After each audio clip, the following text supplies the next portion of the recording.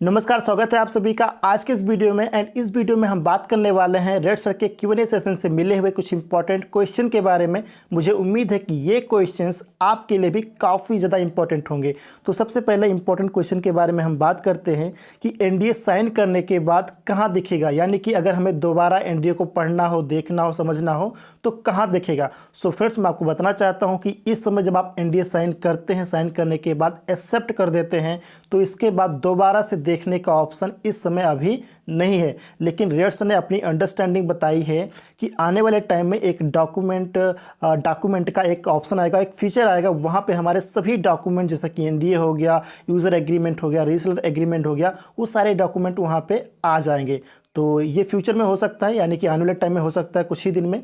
तो इसके लिए हमें वेट करना है और उम्मीद पूरी है कि ये डॉक्यूमेंट का ऑप्शन फीचर ज़रूर आएगा फ्रेंड्स।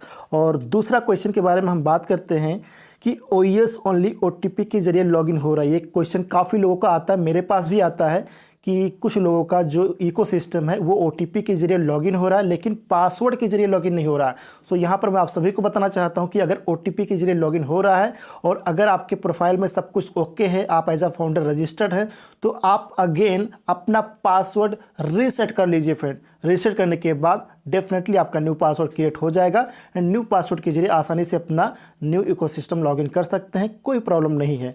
नेक्स्ट क्वेश्चन है कि क्या हमारे पास हमारे वॉलेट के लिए एक सेपरेट पासवर्ड होगा, यानी कि जो इकोसिस्टम में माई वॉलेट दिखाई देता है तो क्या उसके लिए एक सेपरेट पासवर्ड होगा। सो फ्रेंड्स, मैं आपको बताना चाहता हूं कि अभी इसके लिए कोई भी आइडिया नहीं है, कोई भी इन्फॉर्मेशन नहीं है। हो सकता है कि आने वाले टाइम में हो, बट अभी इसके रिगार्डिंग कोई भी इन्फॉर्मेशन नहीं है। नेक्स्ट इंपॉर्टेंट क्वेश्चन है कि जब हम प्रोडक्ट परचेज करने के लिए पे करेंगे तो क्या हमारा करेंसी US डॉलर में एक्सचेंज होगा। तो यहाँ पर रेड सर ने अपनी अंडरस्टैंडिंग बताई है फ्रेंड्स कि जब भी आप वॉलेट में फंड जमा करेंगे अपने पेमेंट गेटवे के ज़रिए, यानी कि जो भी वहाँ पे पेमेंट ऑप्शन अवेलेबल रहता है, क्रेडिट कार्ड, डेबिट कार्ड, जो भी ऑप्शन अवेलेबल रहता है फंड को जमा करने के लिए, तो जब भी आप अपने वॉलेट में फ़ंड जमा करेंगे तो वो फंड ओ कॉइन में कन्वर्ट हो जाएगा एंड ओ कॉइन के ज़रिए आप किसी भी पेड प्रोडक्ट को बाय कर पाएंगे। ये रेड सर की अंडरस्टैंडिंग है, रियल टाइम पे सारी इन्फॉर्मेशन हमें मिल जाएगी।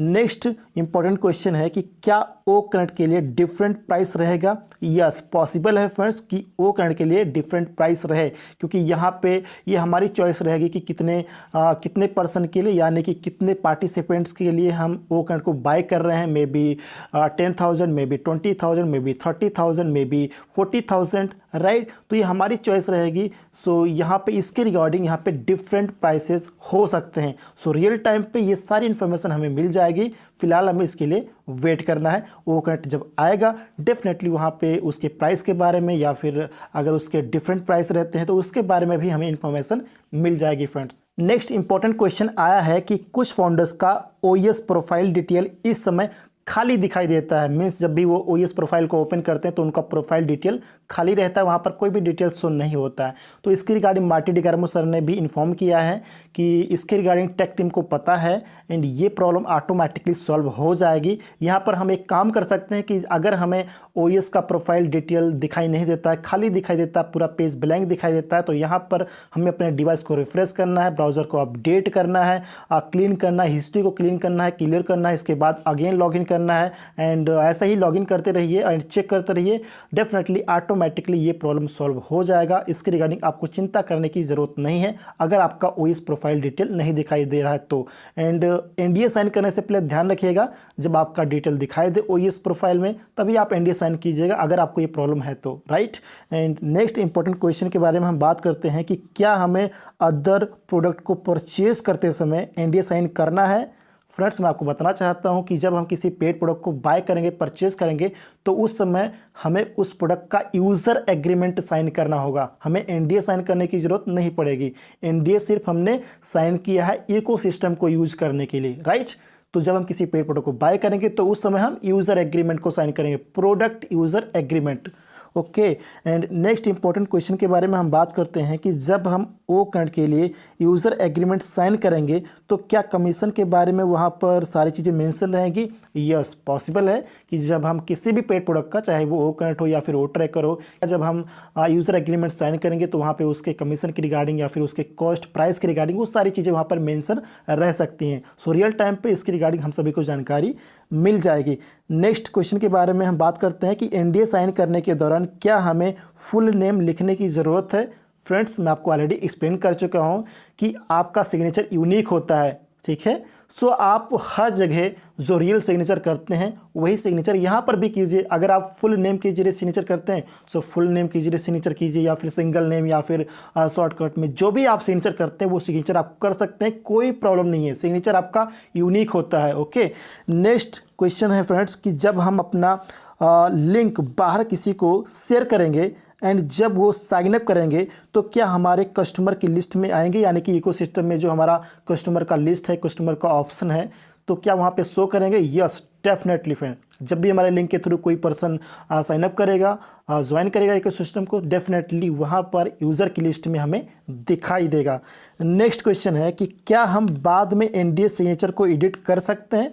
यस फ्रेंड्स, डेफिनेटली ये पॉसिबल है। अभी तो नहीं है ये ऑप्शन, यानी कि अगर इस समय आप एनडीए साइन करते हैं, इसके बाद अगर आप चेंज करना चाहते हैं, मे भी हो सकता है कि आपसे कोई मिस्टेक हो गई हो, तो इस समय ये ऑप्शन अवेलेबल नहीं है। लेकिन कुछ दिन बाद, यानी कि जब ये स्टेबलाइज हो जाता है हमारा इकोसिस्टम और सभी लोग अपने एनडीए साइन कर लेते हैं, सो आने वाले कुछ दिन बाद अगर आप एनडीए को चेंज करवाना चाहेंगे, अगर कुछ मिस्टेक हो गई उसको एडिट करना चाहते हैं आप, सो डेफिनेटली सपोर्ट को टिकट रेस करने के बाद ये पॉइंट पॉसिबल हो सकता है। सो अभी वेट कीजिए, अभी सपोर्ट को टिकट नहीं रेस करना, कुछ दिन बाद ये चीज़ हो सकती है फ्रेंड, ओके। और लास्ट में रेड सर ने एक पॉइंट और भी बताया फ्रेंड्स कि इस समय इकोसिस्टम का स्टेबलाइजेशन पीरियड चल रहा है, तो इस समय हो सकता है कि इकोसिस्टम में आपको कभी कभी कुछ प्रॉब्लम देखने को मिले। यानी कि जब आप इकोसिस्टम को लॉगिन करें तो हो सकता है कि पहले से आपका सभी डिटेल, सभी चीज़ें ओके हो, लेकिन हो सकता है कभी आप लॉगिन करें, अचानक से आपको कुछ वहाँ पर मिस्टेक दिखाई दे। हो सकता है कि आपका प्रोफाइल डिटेल ना दिखाई दे, या फिर हो सकता है कि आपके अगर ऑलरेडी कोई टीम है, यूज़र हैं, तो वो शो ना करें। तो ऐसी चीज़ें आपको, यानी कि ऐसी प्रॉब्लम्स आपको देखने को मिल सकती हैं कुछ दिन के लिए। सो डेफिनेटली ये इकोसिस्टम का जो स्टेबलाइजेशन पीरियड है ये ख़त्म होने के बाद, एंड होने के बाद, यानी कि स्टेबल होने के बाद सारी चीज़ें ऑटोमेटिकली ओके हो जाएंगी।